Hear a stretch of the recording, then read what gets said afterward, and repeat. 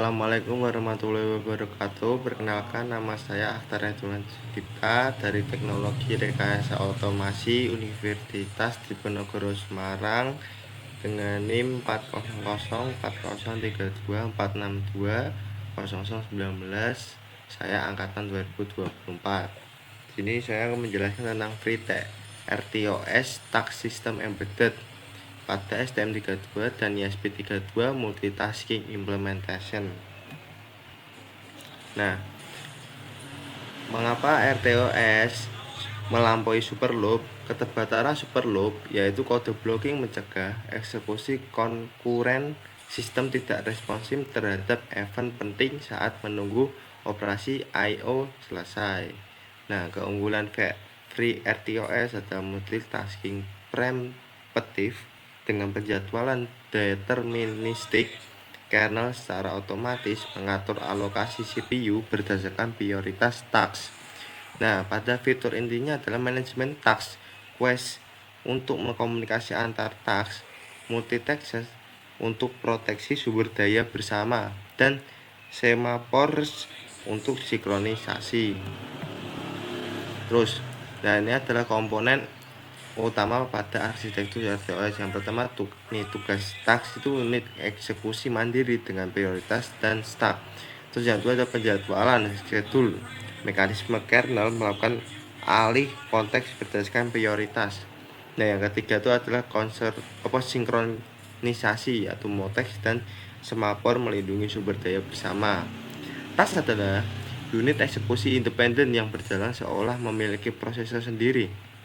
Scheduler adalah mekanisme kernel yang melakukan context switching berdasarkan prioritas. Nah, sinkronisasi yaitu menggunakan multitasks dan semaphore untuk melindungi sumber daya bersama seperti bus I2C atau tampilan LCD dari akses yang bersamaan yang berbahaya. Terus, implementasinya pada STM32 pendekatan CUP-MX. Konfigurasi yang pertama tuh aktifkan CMS dan RTOS atau Free RTOS natif langsung di STM32. Kernel otomatis terintegrasi ke dalam proyek HAL. Nah, yang kedua tuh kelola driver HAL dengan aman di dalam thread. Pastikan akses peripheral tidak bentrok antar task. Terus ini adalah proteksi sumber daya. Implementasikan mutus untuk mencegah korupsi data saat akses LCD atau sensor secara bersamaan. Nah, ini implementasinya pada ESP32 yaitu FreeRTOS adalah kernel inti framework ESP32, tidak perlu diinstalasi tambahan. Dual core ESP32 memungkinkan distribusi task secara otomatis. Nah, ini cara pembuat tasknya tuh gunakan task crate untuk spawn proses konkuren dengan prioritas dan stack yang ditentukan. Terus yang kedua adalah manajemen memori, ukur stack sizing secara cermat untuk menghindari overflow terutama dalam operasi dual core. Nah, ini desain task producer konstruktornya ada producer ISR, terus kirim event, terus consumer task dan terima proses. Nah, memvisualisasikan heartbeat software times of loading tugas periodik. Software timer memindahkan tugas periodik, misalnya LED dan heartbeat dari main loop, membebaskan CPU untuk logika bisnis yang kritis. Terus callback function yaitu fungsi callback function memungkinkan tugas non kritis berjalan di latar belakang tanpa mengganggu task prioritas tinggi. Yang ketiga itu adalah responsivitas sistem. Main task fokus pada logika aplikasi, bukan timing. Responsivitas sistem meningkatkan secara signifikan. Nah, terus ini kesimpulannya yaitu penguasaan otomasi embedded. Transformasi kode Free RTOS mengubah kode sederhana menjadi sistem embedded profesional dan andal dengan determinisme penuh. Terus fondasi modern, determinisme dan modularitas adalah pilar utama rekayasa otomasi modern, bukan sekedar fitur, melainkan kebutuhan. Terus adalah arsitektur masa depan. Arsitektur yang scalable memungkinkan integrasi fitur baru dengan mudah, siap untuk tantangan otomasi yang lebih kompleks. Nah, ini saya akan menunjukkan video saat presentasi percobaan, itu yang pertama menggunakan ESP32.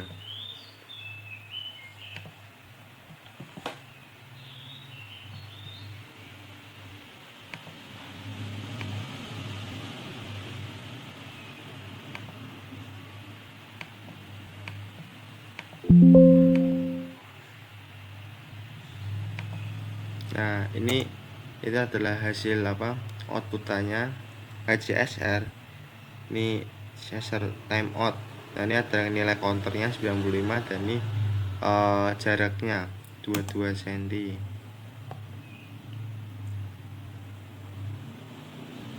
Nah, ini menggunakan platform ini boardnya tuh ESP32 Dev, prebooknya Arduino, terus menggunakan upload speednya tuh 460.800, monitor speednya 115.200.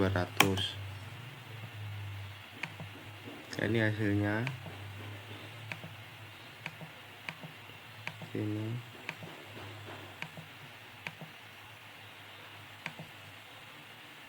Jadi dia tuh membaca counter dan jarak, nilai jaraknya.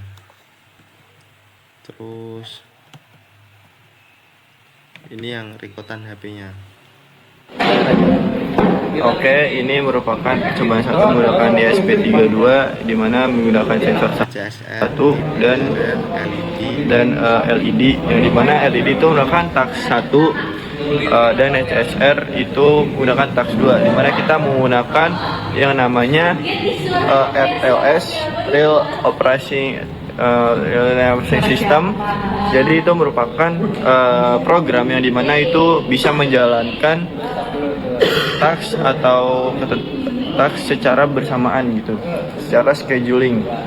Jadi kita bisa menjalankan itu secara bersamaan menggunakan per task. Misalkan di sini saya menggunakan LED di task 1, menyalakan LED selama 0,5 detik lah teman-teman, 0,5 detik. Terus di sini pembacaan sensor HCSR 0. Nah, seperti itu. Oke, mungkin itu saja yang bisa saya sampaikan.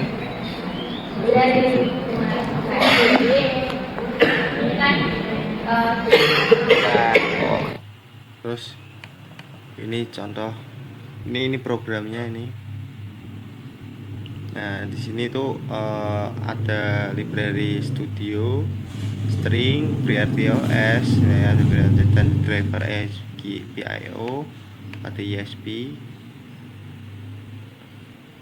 Nah, di sini tuh pakai pin 27 sama pin 4. Ini untuk trigger. Terus ini adalah program-programnya. Nah, selanjutnya yaitu yang STM32. Nih.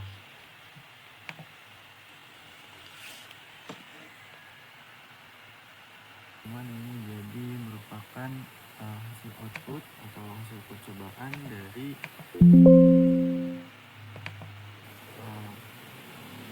Nah, di sini ada programnya. Di sini tuh ada time, waktunya, ada LED, terus ada temperatur, ada counter. Nah,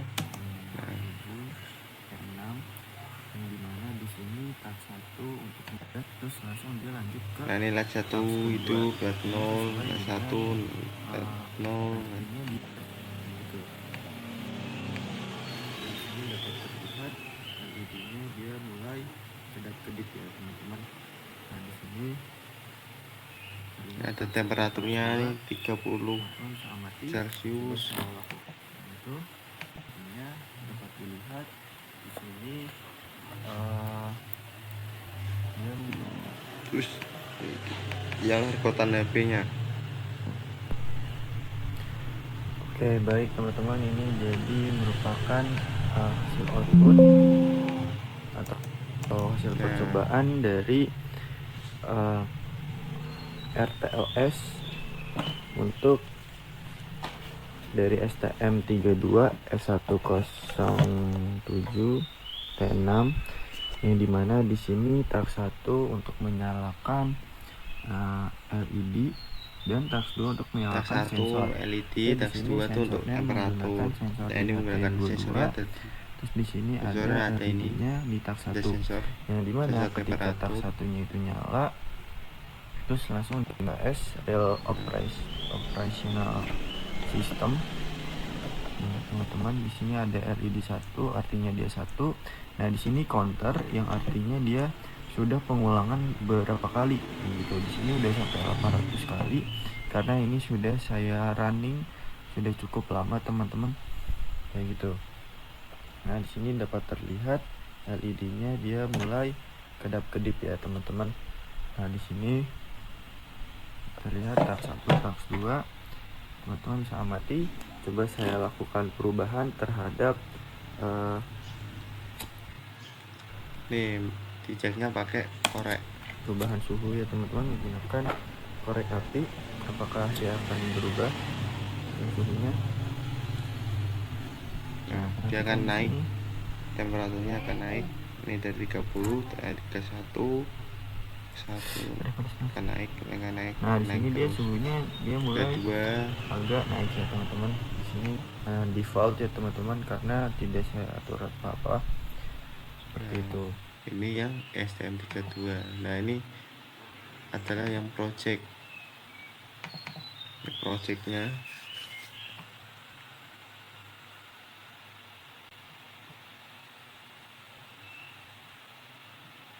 Nah, di sini tuh projectnya tuh pakai sensor suhu, kelembapan. Nah, jika ini lebih dari batasnya, dia akan memberikan sinyal panas. Statusnya berarti panas, ada status panas. Tapi ini kalau di bawah suhu yang sudah ditentukan, suhu suhu finishnya, dia akan normal saja.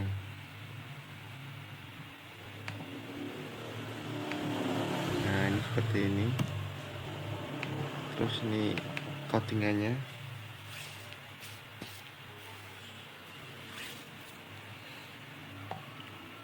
Nah, ini menggunakan triggernya itu pin 4, echo pinnya itu 27, dan pin LED itu pin 2. Nah, ini jadi dia tuh membaca setiap 200 milisecond. Dia akan membaca terus. Ada delaynya yaitu 100.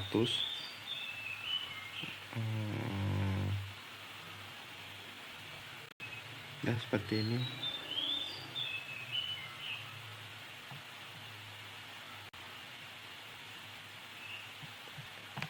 Ini video rekotan dari HP-nya. Siap. Ya, ini jadi siap. Ya, ini jadi merupakan project yang dimana di sini kita mengakuisisi lebih ke ini menggabungkan task 1 dan task 2 seperti itu. Jadi nanti task 1 akan mempengaruhi task 2, yang mana task 1 ini membaca sensor suhu, di mana di sini ada status normal ya, teman-teman, dengan kelembapan sekian. Nah, nanti akan ngaruh ke LED di sini. Nah, di sini ini ada 3 kategori, normal, panas, sama di sini dapat dilihat normal sama dingin. Nah, kondisi dingin ini lebih dari 25 itu normal. Kalau dingin itu kecuali, berarti di bawahnya 25 ya, teman-teman. 25 dengan kondisi 30 panas. Kan LED-nya di sini LED-nya seperti itu ya. Nah, di sini saya coba naikin lagi suhunya. Nah, ini dia jadi kedap-kedip karena yang terbaca yang terbaca di sini itu 30 lebih. 30 derajat. Oke, mungkin itu aja proyek dari saya, dari kami. Sekian dari saya. Wassalamualaikum warahmatullahi wabarakatuh.